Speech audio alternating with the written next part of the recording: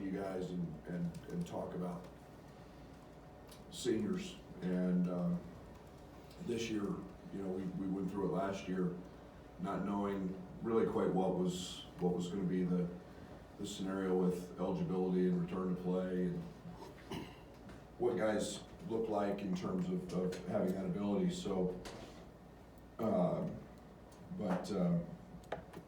you talk about two guys in Devontae and Trent that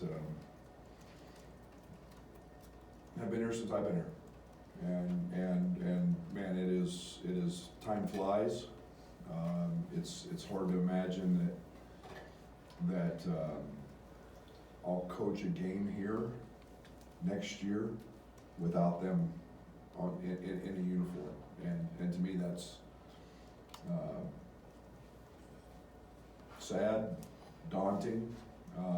You know, they've meant the world to me, my family, their family.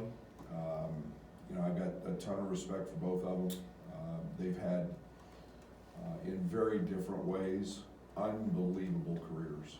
And, you know, I think that, you know, I go back to one of the first practices with Devontae. It was the first day of practice. He'd just been cleared from his ACL. He was not in very good shape. He had a spare tire, you know, around him because he hadn't done anything in a year. And it just happened to be one of those practices where we did a little extracurricular running. And he, you know, he was laying on the floor, throwing up, couldn't run. And then to realize that dude was going to be a participant in every game he played, and as a freshman. And, you know, I had my mind set up early that I was going to redshirt him because of his knee. He was that good. He was that impactful. And then to see him 5 years later, most games played. Are you kidding me? I mean, what a career. You know, he's the epitome of what I call glue guys. His numbers won't show up in the stat sheet all the time, but his impact on games has been like no other.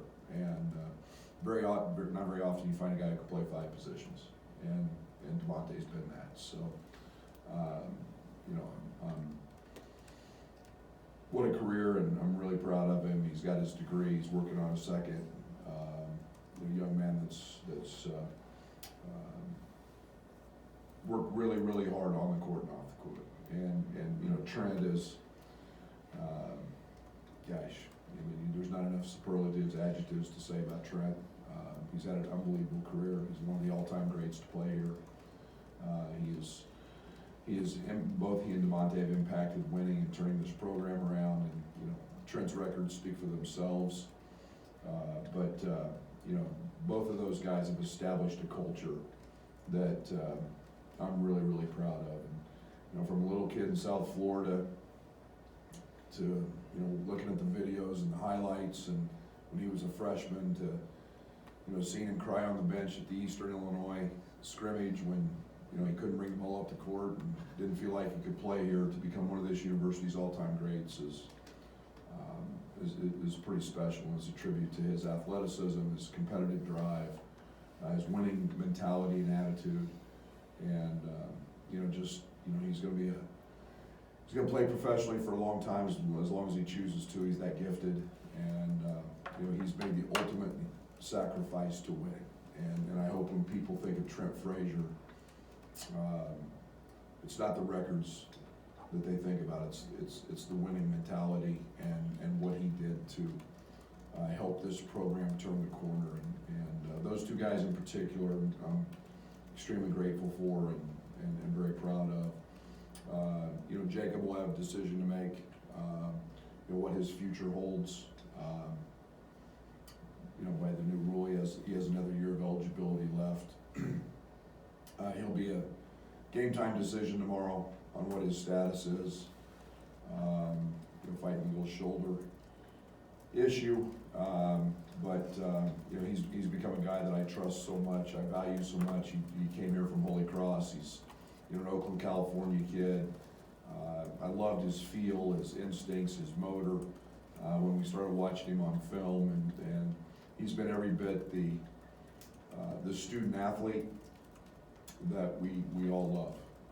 You know, the guy that's gonna have a master's degree, guy that's just does his job.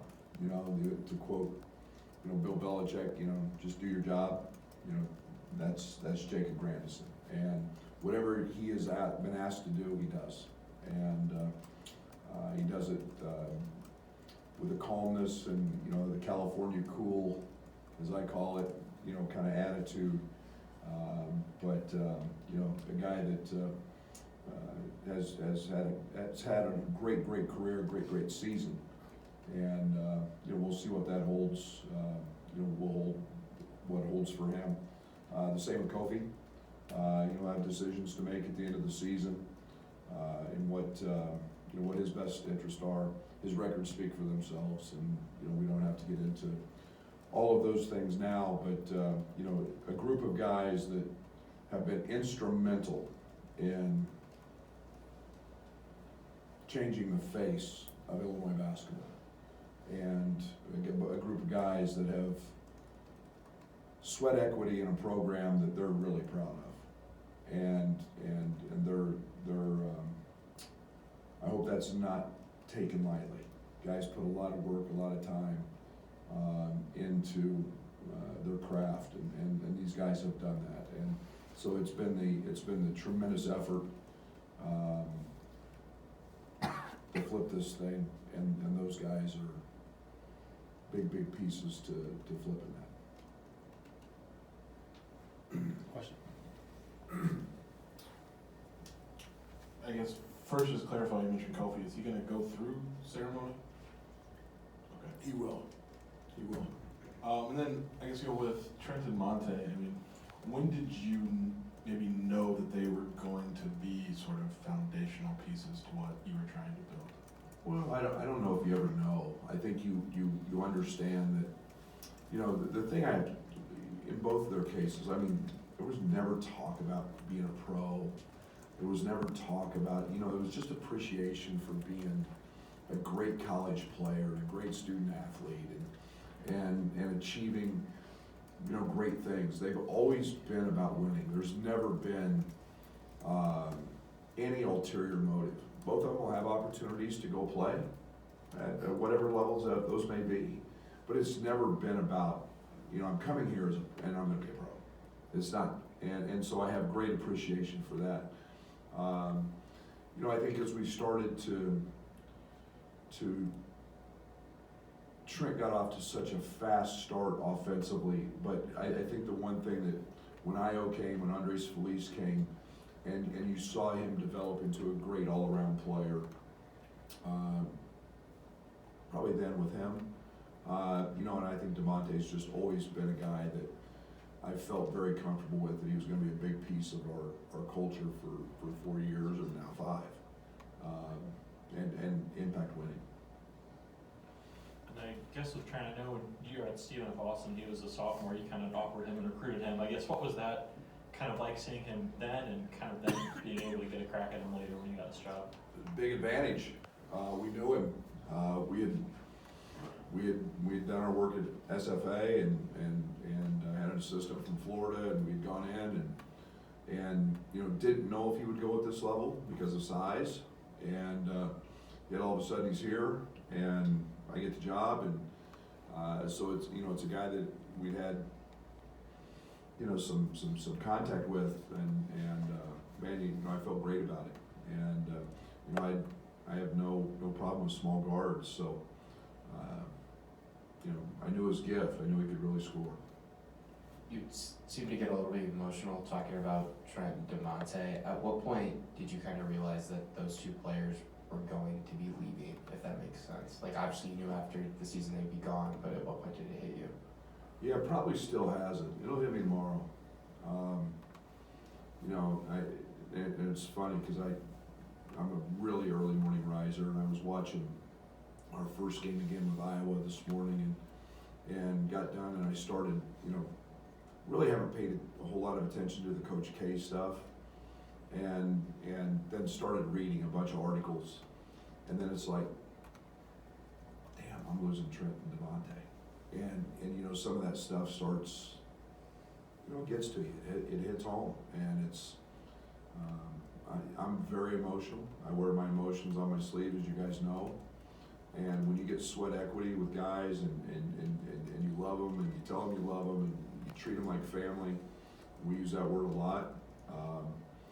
You know, it's not always easy.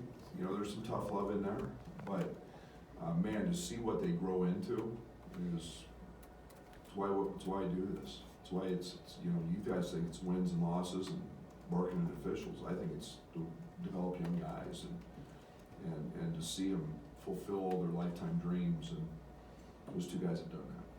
Coach, could you go a little bit more in depth on Trent's development as a player? You know, started out as a scorer, then added the defensive piece, and then this year playing point guard. Yeah, I mean, he's always been a scoring point. You know, he's always been the guy with the ball that could just go get a bucket anytime.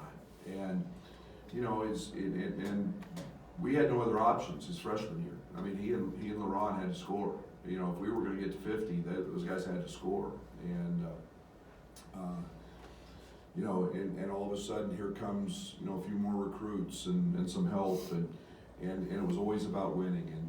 And Trent didn't know how to spell defense when he got it.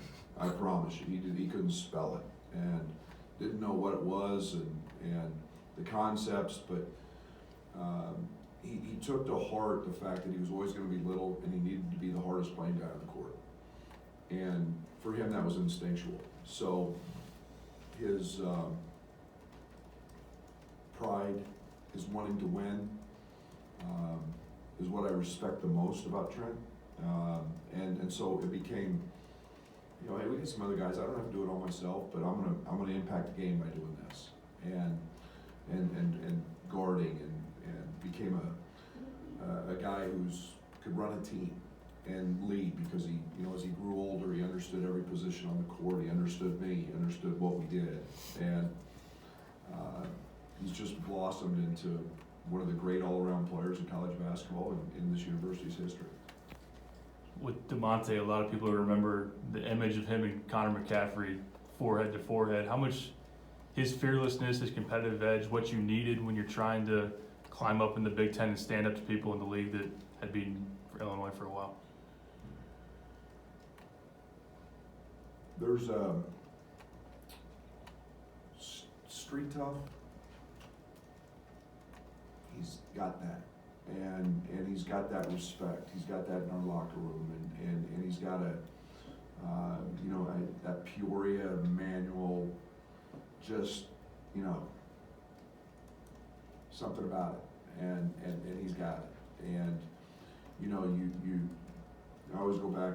You know, one of the most daunting things to me was to think that when we got in the league, and it was Michigan, Michigan State, Wisconsin, Purdue, and all of them had just long historic cultures, and they were so embedded and so deep, and like, how are we ever going to get there?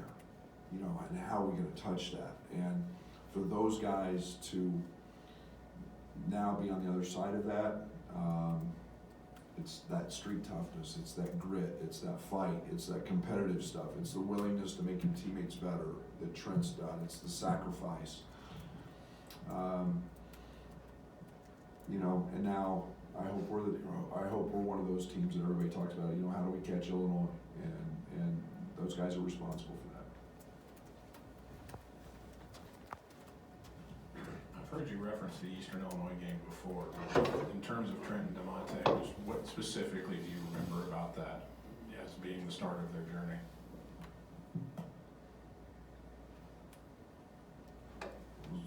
Probably a pretty embarrassing night.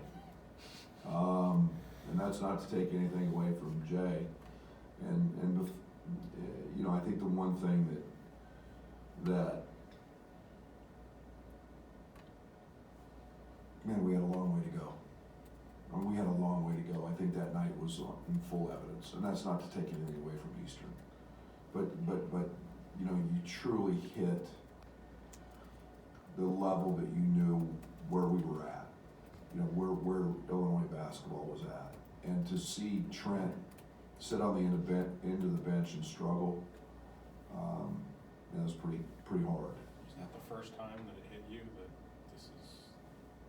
Yeah, I realized I wasn't an SFA in Oklahoma State anymore. We had a long way to go to build this thing. I knew it before, but you know, that's when you do it in public. And I'd be remiss, guys, because I've sat here and talked about all those guys, and I've left out Plummer, and not with any intent, just being his. I don't know how you can have a better year than the 1 year transfers had, and we knew what we were getting when we got him. We knew we were getting an elite shooter, and the one thing that we knew was he would work, and that was the one thing that was very evident in the recruiting process. I would love to have been able to coach him longer than the 1 year. But for him to step in and impact a major college program with that ability, it shows his character. He had no idea what he was getting into, truthfully. And learn a new system, learn different things being demanded of you. I would put his year as a transfer down as one of the best in the history of transfers. And who's had better? You know, and you know, he's all-time best shooter that I've coached, and been willing to be coached, been willing to learn and accept every role, and so I'm extremely proud. He takes great pride. You know, he's got his degrees. He's going to have his master's degree. He's a terrific student.